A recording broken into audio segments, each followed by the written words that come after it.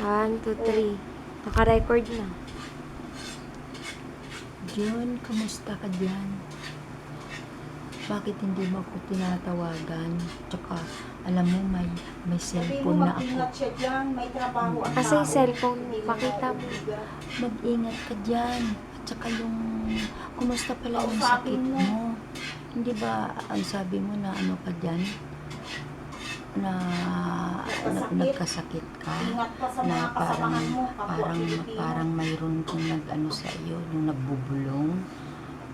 Mag-ingat ka sa kanila, huwag kang masyadong magtiwala. Don't forget to Tapos, pray always. Oo, lagi ka magdasal, tumawag ka kay Lord. Ayan ang camera, oh, dyan siya. Ayan ang kausapin mo. Pagkatapos, alam mo, rin kita, pinagnobela rin kita na Don't forget to na pray always. paggalingin ka.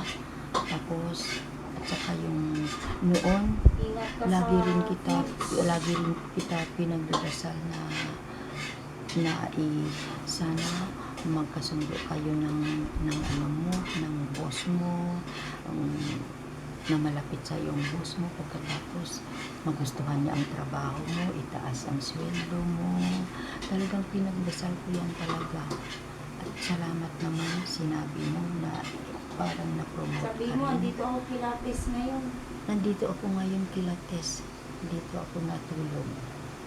Iniwan ko doon ang bahay, walang tao. At saka nung December, pumunta kami doon kay Huwag ka Romy. bumulong, di ka naririnig. Pumunta ka doon kami kay Romy. Tinatanong nga niya, bakit Kinakamusta lang ka. kinakamusta ka? Bakit Hindi ka man lang hindi ka man lang daw. pumunta sa kanila na umuwi Next ka na time pala pasyal dito? tayo doon. Next time pasyal tayo doon. Sabihin mo, Jo, nagluluto ako dito ng biko. Yan ma. Nagluluto ako dito ng bicho.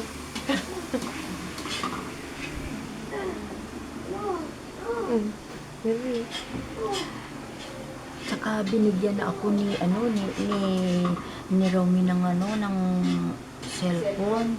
At saka Pakita tawagan mo mo. naman ako. Saan ba yun? Pakita mo.